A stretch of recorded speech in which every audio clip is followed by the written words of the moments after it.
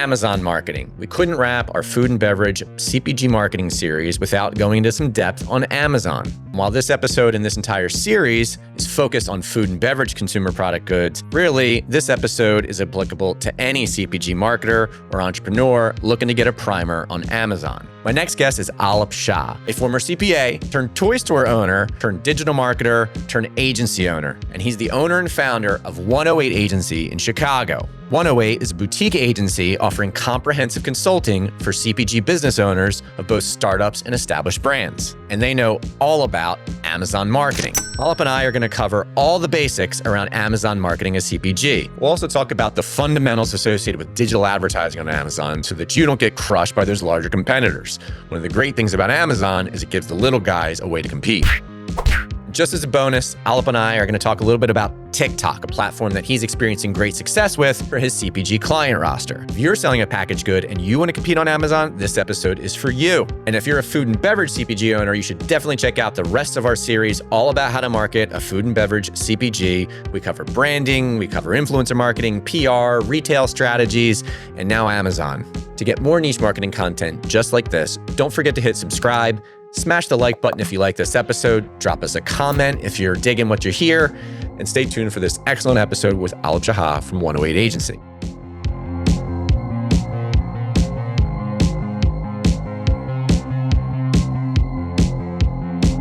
Welcome back to another episode of the Niche Marketing Podcast. As always, I'm your host, John Bertino, founder and CEO of The Agency Guide. If you're unhappy with your agency, and most people are, then please give us a shout. We represent 300 different vetted agencies and consultants to whom we could matchmake to your specific needs.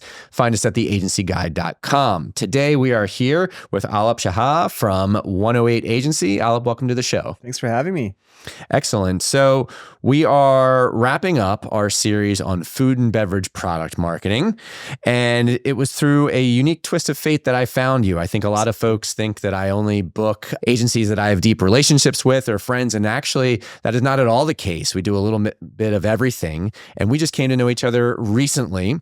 I was working my way through a forum, a Slack channel dedicated to food and beverage marketing, and came across you guys as kind of a trusted leader in the space. And at the moment, my focus wasn't on Amazon, but later, through a totally different mechanism, I started Googling around about best Amazon marketing agencies for CPG or food and beverage, specifically in this part of the country. We're in Chicago, back at the Chicago podcast studio. And sure enough, you came up again. Awesome. So you're doing something right. I hope so. Because if you spend a little time looking for the best agencies in food and beverage, you're bound to come across 108. So let's start with, who is 108 Agency? What do you guys do? And what should listeners know about your agency? Yeah, all good questions. And I'll start with a little bit of background. Just how you found me, I found marketing in a very long kind of path and journey. Started off being a CPA and studied accounting at school and e-commerce. I got into the world of Deloitte and corporate work and, ended up working 80, 90 hours a week, jumped into toy store ownership, opened up my first toy store out in St. Charles, which is a suburb of Chicago. Fell in love with marketing, grew it into 2 locations, was able to exit. But that spark, that marketing, that idea that I sold something that made, in this case, kids happy. But my intermediary was their parents, and getting them to think about what toys and how to think about play and imagination was super cool. That led me to found a social media agency in around 2012, I want to say. That really just gave me this opportunity and canvas to start thinking about digital marketing and SEO. And back then, similar to kind of how I imagine Amazon is today, SEO was like snake oil. Nobody wanted to touch it. Nobody really believed in it. And I really used it to build up my agency. We ranked #1 for social media agency, I believe at that time in the country. And that gave us enormous opportunities to work with the coolest brands. Sure. Over that 7-year journey, I fell in love with the idea of D2C and Amazon and kind of that intersection between how people buy. And I'm an insanely curious person, so I ended up buying an Amazon business on a platform called Flippa, which exists today. And my mission was to take my investment and learn everything I could about building an Amazon business. And I'll preface this with that I'm vegetarian and I've never gone fishing in my entire life. But I ended up buying a sports fishing business that sold fishing belts and gaffs. And it was really a great crash course into Vendor Central, Seller Central, advertising, importing product from overseas into straight into Amazon's warehouses for FBA, running advertising, like managing POs, product development. So it just gave me this insanely awesome amount of information on how to run an Amazon business, which really motivated me to create an agency around it. So I was able to exit my previous social media agency, and I built an agency around consumer, especially food and beverage, health and beauty, and toys are kind of our main areas that we work in. Really founded on the principles of how do we win on Amazon, D2C, and at the retail channel like Whole Foods, Kroger's, Target, for our clients across the board. So that was about 6 years ago. Yeah. And you sold the fishing business? I did sell it, and I'm lucky enough that I sold it to someone that I knew who is awesome at content and loves fishing. And so he has really parlayed that into a very efficient business so that he could now be my head of Amazon and runs a 7-person team at my agency around it. Excellent. And I'm glad you laid the foundation or gave the context that you and your agency know Amazon quite well, but you also do direct to consumer through e-commerce, because I think, it means you're impartial or not biased towards specifically leveraging Amazon, which is actually precisely where I needed to start. Obviously, selling through Amazon has some advantages, but also lots of disadvantages. So let's think startup CPG brand, a brand's just trying to get their footing. Let's say they have an established brand, the brand is established, and now they want to start selling. Do they start on Amazon? Do they push DTC first? What's your general recommendation for the right split in this regard? I love that question because I put in the lens of my 5-year-old who is constantly asking me to open up my Amazon app because of things that he sees at Target or Walmart or at the grocery store. And he is such a consumer already. And to him, it doesn't matter if it's the .com or if it's the Amazon or if it's Walmart, right? What I would counsel my emerging brands and startups is really thinking about the assortments that you want on either platform. So whether you sell on D2C or you sell on Amazon, it's going to require some level of investment. If I'm a 1 or 2 product or 2 SKU brand, maybe at start, D2C might be the best place and the most economical, which seems contrarian, but here you can control a message, you can control a story. All that content you're going to build for your D2C can then be transferred to Amazon or Walmart or some of these other platforms down the line. So at least hopefully you're getting a little bit of extra use. But here, at least you can build your first party data, like your email and SMS. That to me is so important to own your own data in today's like almost allegedly cookieless world that's coming about. That you get to do a little bit of testing, you get to see what your margins are, you get to see how people are reacting to some of your paid media. I think once you start seeing that traction and growth, can we sell 100 units or 1,000 units, whatever that metric might be based on like your retail price, start exploring Amazon. And that whole process probably takes 30, 60 days to set up an account, get through all the hoops of jumping and setting up an account. But at least you have some traction, some data to start thinking about, how much are we going to bid on a sponsored listing? How much are we going to invest in a sponsored remarketing ad? What's the gap in that marketplace? So it just gets you a little bit of runway, I believe, to really leverage Amazon effectively for your brand. Okay. And you mentioned some of the hoops associated with setting up an Amazon account. Could you explain why it takes 30 to 60 days and what some of those hoops are? Yeah. I mean, you can imagine Amazon wants to protect the consumer, which is why it's so easy to return things, much to, the angst of some of the clients that I work with. It's just so easy, right? And Amazon has a brand promise to fulfill and deliver against. So they want to make sure that their sellers and merchants are of quality, have the right legal documentation, are, at least from what they can tell, a legit company that is going to be providing services. Now, if you have a supplement brand, if you have a gaff, right, you might have to go through some extra hoops of documentation and certifications to make sure that your products are tested or safe and all those things. So there's a whole bunch of things happen, but it really just starts with signing up for an Amazon account. And that I recommend, no matter where you're in the stage of your journey, to always just sign up. Sign up to be an Amazon seller. Because as long as you get that process going, when you're ready to sell on that platform, you'll have an account ready to use. So it's going to require like business documentation, your products, if there's any certifications against them. And then your account will go under review before you're even allowed to list a single item. Okay. And when you talk about some of them, again, hoops as you refer to them and things that you need to set up to get going, where does the brand registry come into play? I guess first, if you could define what the brand registry is, and then if or why it's important or why it matters. Yeah, brand registry is so incredibly important, especially if you own the trademark.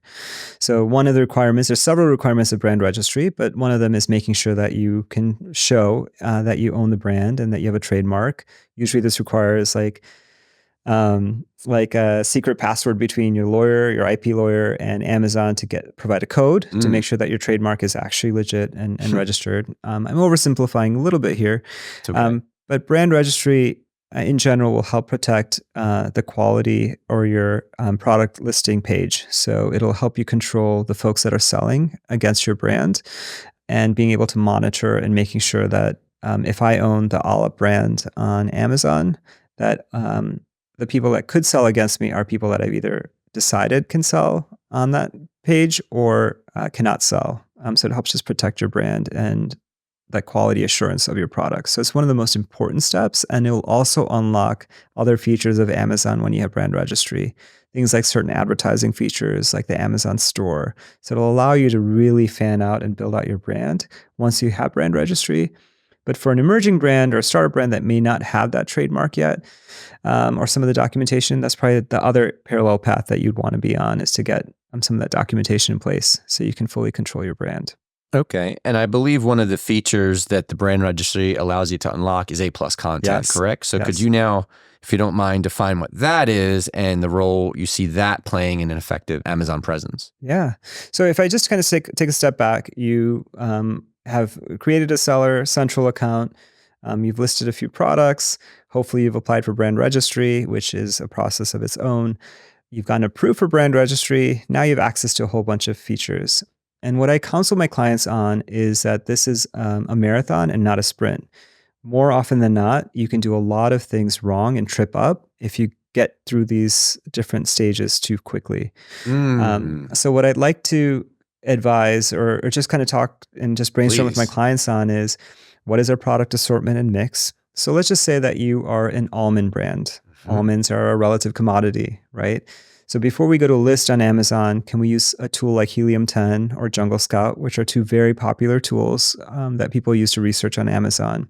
Some of this is just like that research, like strategy and prep before we even get on the account. And so what's the gap? Is there 6-ounce bags? Is there an opportunity for an 8-ounce bag? Can we do a sampler pack or a variety pack? So as we go and start building our Amazon account, thinking about our product strategy is really going to be one of the keys to success and help also tell a story through something like A+ content.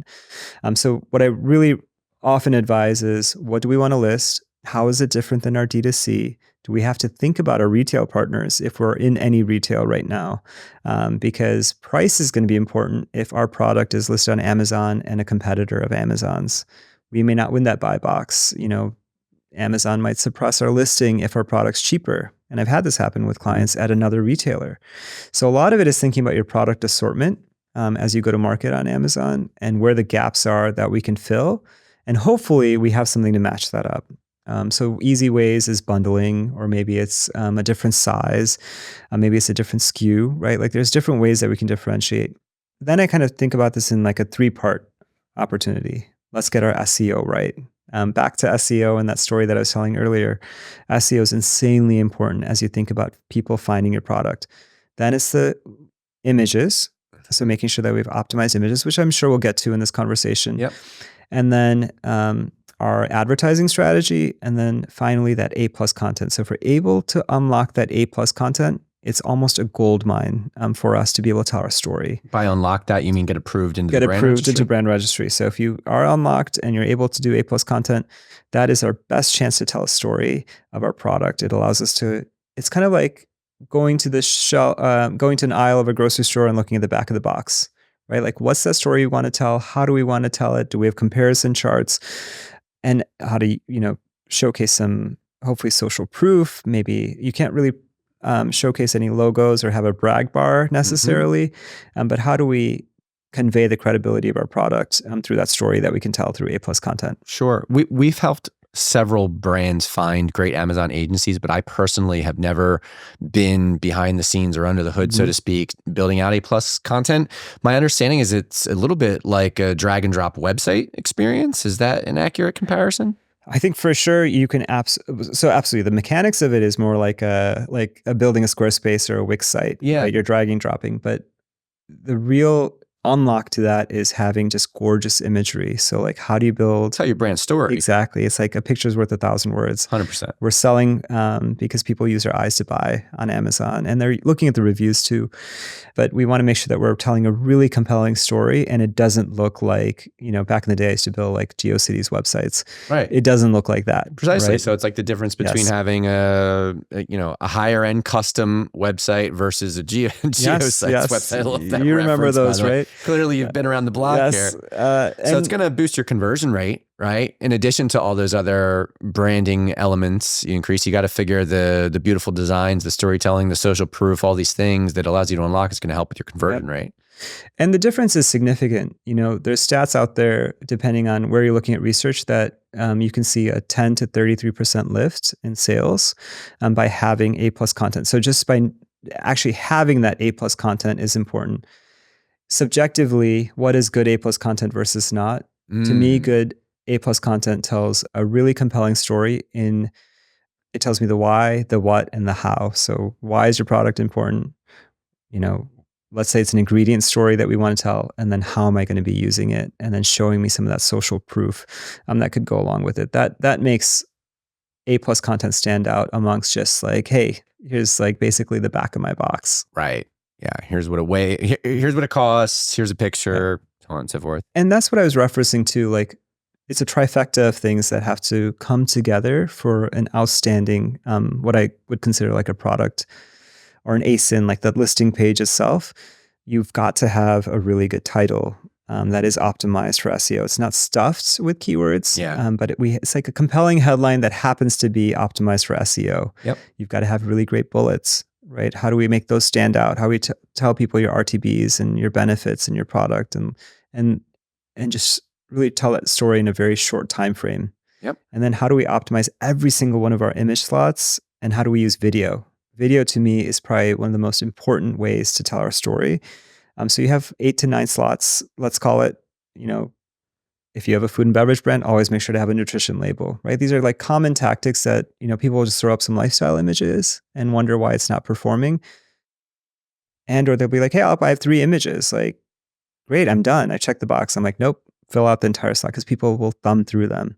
Then, of course, you have the A+ content. And then lastly, the reviews. I mean, that is so critical, especially if you're a new entrant in a crowded category, right? Like if I'm trying to sell peanuts or whatever it might be, fishing belts, having and making sure that you're acquiring and really creating opportunities for reviews is very, very important. Let's stay on reviews for a moment. How can you procure more reviews? It's always a tricky question. Yes. And the platforms themselves, in this case, Amazon, are always very protective of the integrity of the reviews, that you can't manufacture them. But if I'm a CPG brand and I'm one of your clients and I say, Aalap, how can I get more good reviews? What would you say? Yep. And it's so awesome that you asked that question, because just like in SEO, there's a lot of black hat ways to get reviews, and that is going to get your account banned at some point. Maybe not today, but sometime in the future. So those are around. There are still people. Oh, absolutely. Okay. I'm sure. I mean, when I look at some of the competitive listings for the products that we manage, I'm like, there's no way that they could have that level of review or all those 5 stars, right? Like it's not feasible, but it happens, of course, right? Yeah. So, but what I've found tried and true over the past 10 years of doing this is like doing things the right way allows you to like kind of, be around the longest, or you're always going to have a place in that Amazon ecosystem. So there's tools like Feedback Whiz and others like it that you can use to kind of help facilitate that review collection. Amazon does have a messaging system. You can't be explicit. You can't offer anything. Those warranty cards and things like that. Those are maybe like kind of gray tactics in terms of getting reviews. Like when Once you slip into the package. You can slip into package and the QR code to register for a warranty.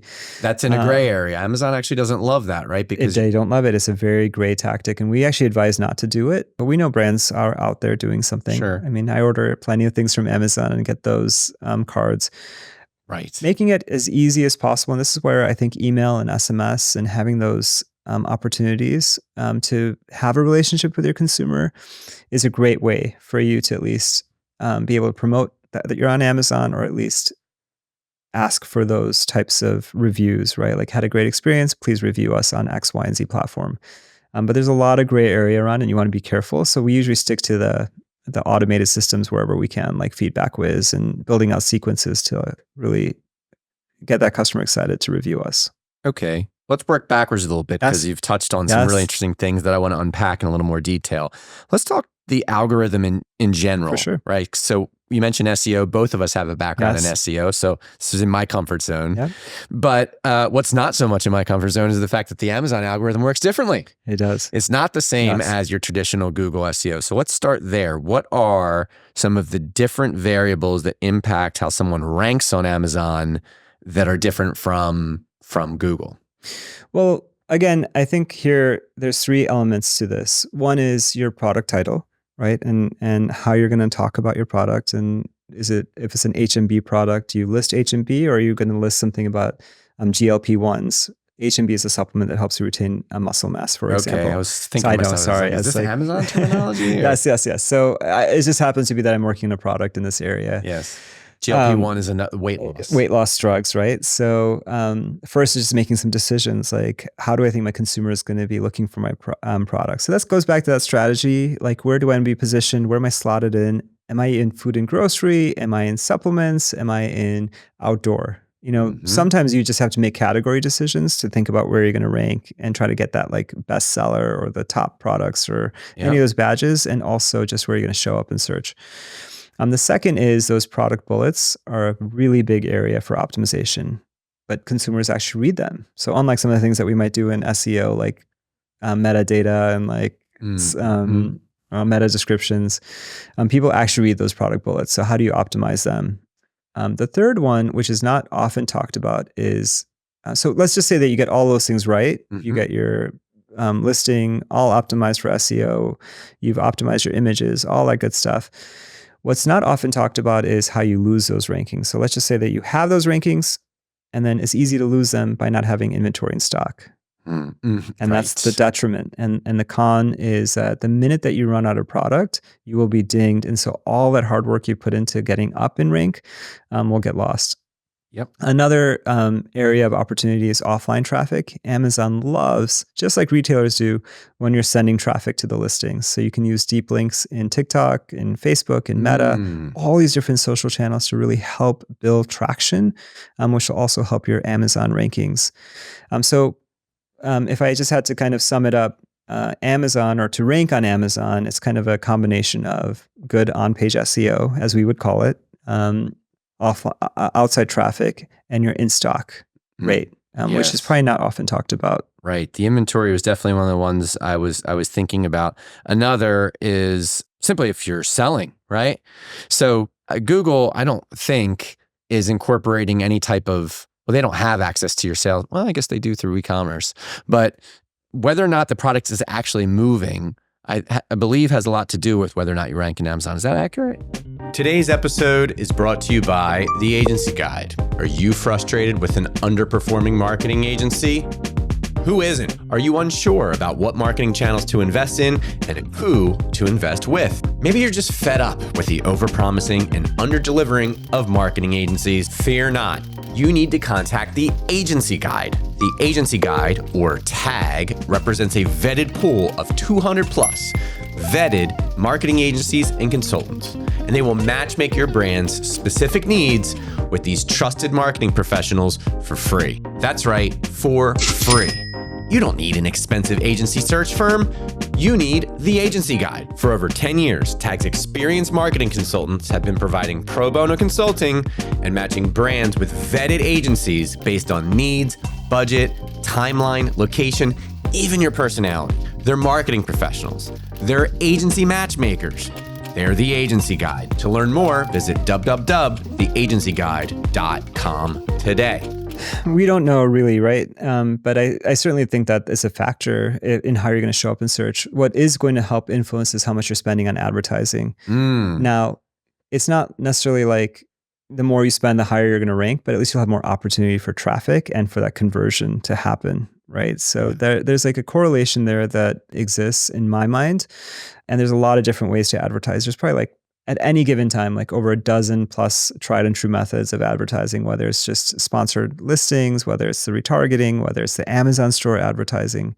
But your basic everyday advertising strategy is going to influence your sell-through and conversion rates across the board. Okay, interesting. So if you want to see yourself move up in the Amazon listings, you should take a close look at spending some money on advertising, because maybe or maybe not there's a specific boost Amazon's giving you, but there's definitely a second order effect that more traffic, more eyeballs, if it's converting or performing well with your landing pages, that's what's going to likely give you that boost in the algo. Well, it's just how people talk to us about SEO, right? Like, is there a correlation between spending money on Google versus not? And no one knows, but certainly it's interesting to see. It's more at bats. Right. It's more at bats. At least you have more opportunity. I agree. And then there's other little things that you can do that I see my clients. Areas of opportunity is just like social posts, so taking all their social content. Amazon has a social feed. So just parlaying that content or customizing it for that, just to build on that story and making that stickiness of that page happen. So if I have some social posts on Amazon, I have good images, I have a good story. Now I have some social posts that I'm feeding from like my other networks. We start having a reason for someone to spend more than like 10 seconds on my page, right? I get them to keep on scrolling down. Hopefully I'll get them down to the reviews. Now they'll see how much people love my product. Yeah. Speaking of giving them a reason to stay on the page, images, you touched on it before. Any off the cuff best practices you could give listeners about how to have better product images within the site? Better product images, or even I think like just how we want to use our slots to our advantage. I'd say 2 to 3 images just on our product. Can we get a 3D? Can we insert some sort of AR, right? Like, how can we think about those images to give people an experience that they can almost feel, see, and touch the product, even though we can, right? Like, unfortunately, we're not like in that Star Trek era where there's holodecks yet. But what I advise my clients often on is going to be like have 2 to 3 very detailed product images. The next 2 to 3, how to use lifestyle. So show me how I'm using the product and where it's going to be in my home. And then we want 2 videos. One video could be founder-led, especially if it's a founder-led brand, about the story and why they created that brand. And the second video should be just about the image itself, like not image, the product itself. Like, can I see the different views and see some motion around the product? So that's how I would think about image optimization on Amazon. Okay.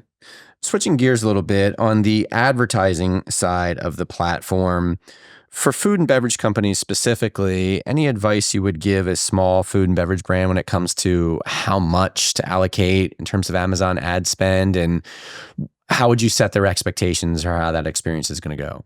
Well, one of the best metrics you can look at is ACoS, right? So when I sit down with brands thinking about Amazon is going to be the ad cost of the sale, right? Or what percentage of our revenue do we want to give to advertising?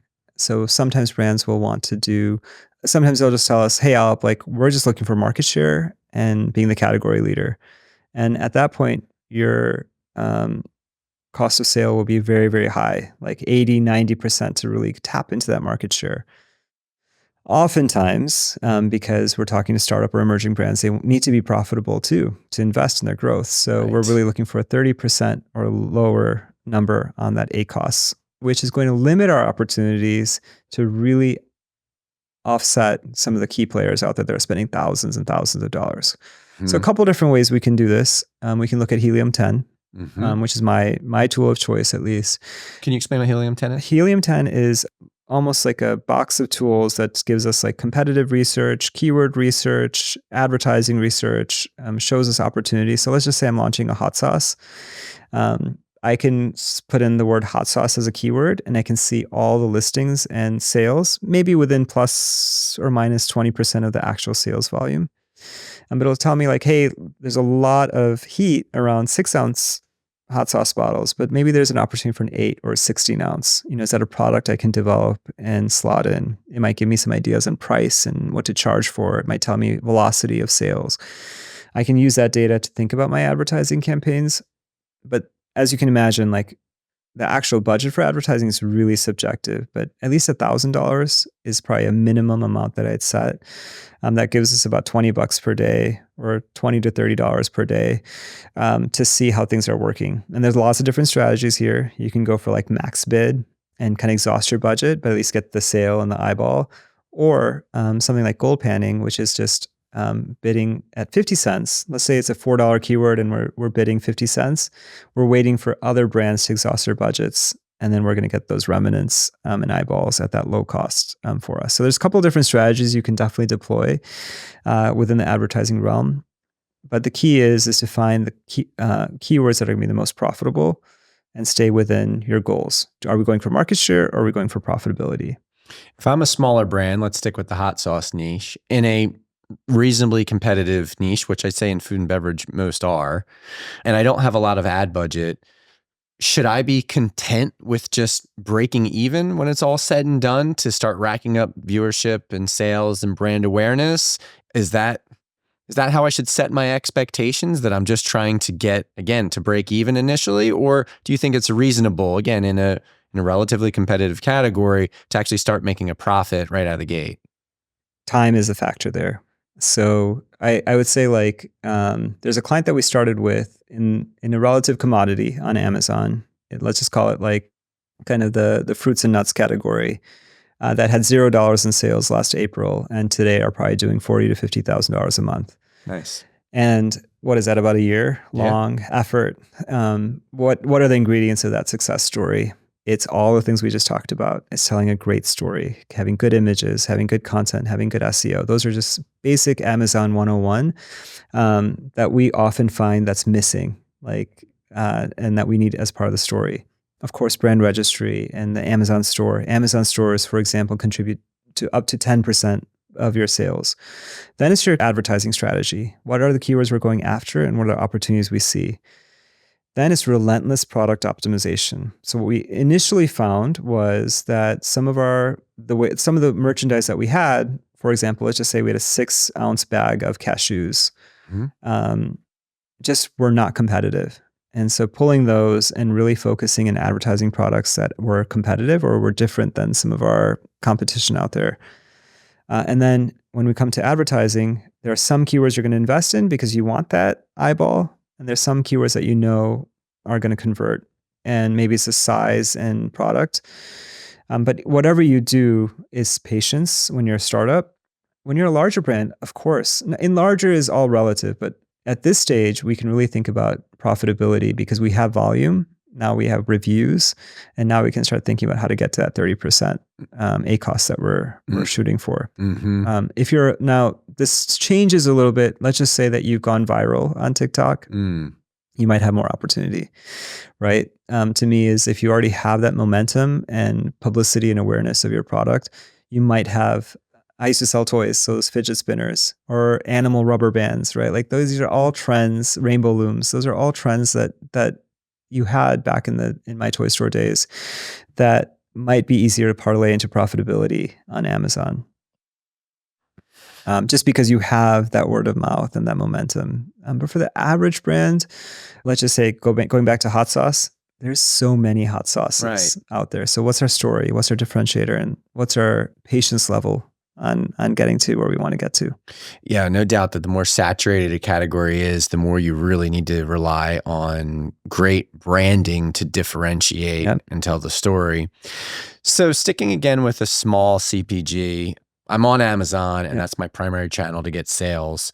Where's the one place you would apply marketing dollars off the Amazon platform to start to grow that brand? Because, and you really must get asked this question all the time, right? Hey, Aalap, I'm on Amazon. We're working together. That seems to be going well. I've now got a little additional marketing budget to do something else. Should I work on direct-to-consumer SEO? Should I do PPC ads? Should I invest in my organic social presence? I know it's a broad question, but where does it take you? No, I love it. I have an exact, a great answer to that. In the last like 90 to 120 days, I would say TikTok is probably one of our best channels.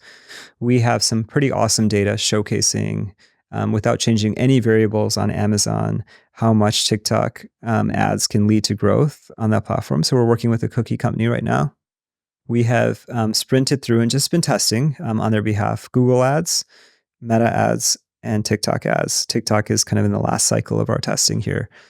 And that has shown a direct increase in sales by a magnitude of like 3 to 4x without changing anything else about our strategy on Amazon. And you're pushing all that traffic to Amazon, Correct. Not to the website. Absolutely. So we have embedded the links directly to those ASINs within our TikTok ads. Now, the TikTok ads themselves are, of course, creative, right? They're not focused on sales, but there's great content from our influencers that get tagged and then lead directly to that Amazon listing. And we've seen great success on that. Overall, where I'd say investing is paid social ads because you're going to get that awareness and that branding that you're looking for at a highly targeted level. So it's one of the best forms of offline traffic that you can use for Amazon and gets right into the heart of increasing that visibility in the algorithm for Amazon. Okay. And, you know, while we're on the subject of social media platforms and buying ad space on those, we might as well stay there for a little bit. On balance, are you finding that you're weighting more of an ad spend towards TikTok over the Meta platforms at this point? 100%. I mean, right now, now the process with TikTok reminds me of some of the hoops you have to jump through with Amazon in terms of getting listed and setting up for advertising. It's just right now, it's like, it's just where everyone's at. I think it really starts with like your kids are on TikTok, so then parents join in, because this question gets asked a lot. Like, so my demographic's not really on TikTok. You know, it's not who I'm selling to. And I'm like, oh no, like you are on it because you want to see what other people are doing. And once you get there, it's a vortex. And so the way that TikTok has set it up, you know, with the creator and affiliate network, with the ads, with the shops, it's really a really wonderful shopping destination. And it's really an effective tool to drive traffic to Amazon to create some of that awareness. Of course, TikTok more than likely wants you to sell on their platform because they have all the ability to do so. And I certainly would encourage it as another channel. But from an advertising perspective, it's one of our most successful channels right now. Okay, just one more TikTok question. I love TikTok. Because I'm intrigued. I think we might have to have you back to talk a little bit of TikTok with us. It's my understanding, and please do tell me if I'm mistaken, that you need to have a more sizable advertising budget to make a dent in TikTok. Is that inaccurate? I think so. I mean, we have clients, this cookie company that I'm talking about, we're probably spending $1,000 a month. That's it. And we're seeing those massive increases in their sales. Wow. And it's not holiday, it's not seasonal. It's just a great piece of content. We try to rotate in 3 pieces of content every single week and test, you know, different things out. And we're just spending $1,000. So you can do a lot with a little. And this is what I tell all my clients, even on Amazon, you can do a lot with a little. Start with $1,000 or 500, right? Like I'm a CPA originally, so I'm pretty conservative in that way. But you know, what can we do with this? What's the data telling us? And then let's start growing and expanding. And I feel like you can easily then take a look at all that and all the numbers and then say, all right, if I move to 5K, what happens? If I move to 10K, as long as we're efficient with our ROAS or the sales, makes a case for business investment. And with the cookie client, are you also sending that traffic directly to Amazon or to a website as well? Directly to Amazon. Wow. Yeah. I feel like I've had a little bit of a breakthrough moment here, Aalap. Hopefully some of our listeners had as well. We're running out of time. So is there any aspect of effective Amazon marketing for CPG that you feel like we didn't cover? You think we covered it pretty good? I think we did really good. I think the only area we haven't covered, which goes to your last question, is that buy with Prime button. So Amazon's rolled out and we love this feature. It just makes your website So let's just say you're that cookie company. There's a Buy with Prime app that Amazon has launched for Shopify, and you can add that to your site. And so your consumer can choose to buy directly from you or through that Buy with Prime button on your site, on your product detail pages. The beauty of all this is that the fees are a little bit lower and you get to keep all the data. So now you get to cookie that customer, you get to use your pixel against them, you get to run retargeting to your D2C. So I love that last question that you asked, because even though there's just such less friction in sending your customer to Amazon, Amazon's trying to make it easier to also partner with D2C sites. And it's a win-win in my mind, because the cost of sale is a little bit lower, but then the best part is you get to keep the data. Because that's the one drawback of Amazon, or it can be, is that you just don't have data on your customers. Yeah. And actually I did think of something else we didn't talk about, and that's FBA. Yes, so absolutely. We'd be remiss not to talk through Amazon without at least just touching on FBA. So in general, do you encourage clients to use FBA, or do you encourage them to fulfill themselves? I absolutely encourage FBA, because think about how we buy, right? On a daily basis, like I'm more likely to buy something that has a Prime badge on it than has a FBM tag on it. And I even saw that with my own business. And that's why I really switched to sending things to FBA when I owned my sports fishing business, because it just, the conversions were much better and faster and easier for me to manage. So just rewinding just a little bit there, to me, FBA provides a very great solution around inventory management, around shipping costs, and then also with that consumer, making it easier for them to buy with that Prime badge. Right. And in order to buy with Prime, you do need to be enrolled in the brand registry. Isn't that correct? I am fairly certain. Yeah. I'm a little bit rusty on that side of things, Okay. but I'm pretty sure you can send anything to their warehouses that you'd like to across the board. And I highly encourage it. I mean, in the holiday season or peak periods, one thing you have to be cognizant of when you are sending and having Amazon manage your inventory and fulfill it for you is peak periods. So we're about to come on Prime Days, right? And they're big sales. Amazon will actually cut off your ability to send inventory about a month or two ahead of it.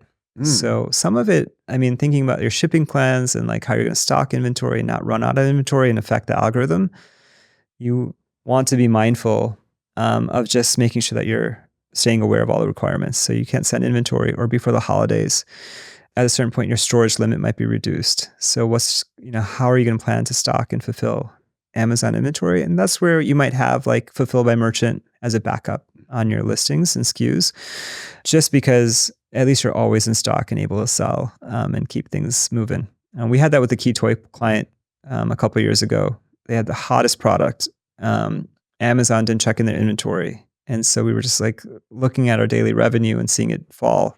So just quickly setting them up on FBM, and then they could send it out was a key win on that side of things.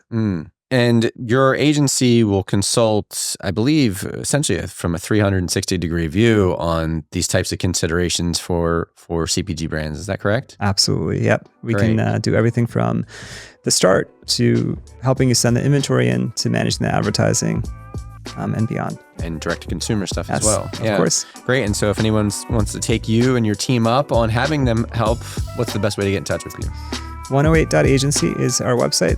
Really great way to get in touch with us, or on LinkedIn. My name is Aalap Shah. All right. Excellent. Awesome. Thank you. I appreciate having you here. Thanks for having me.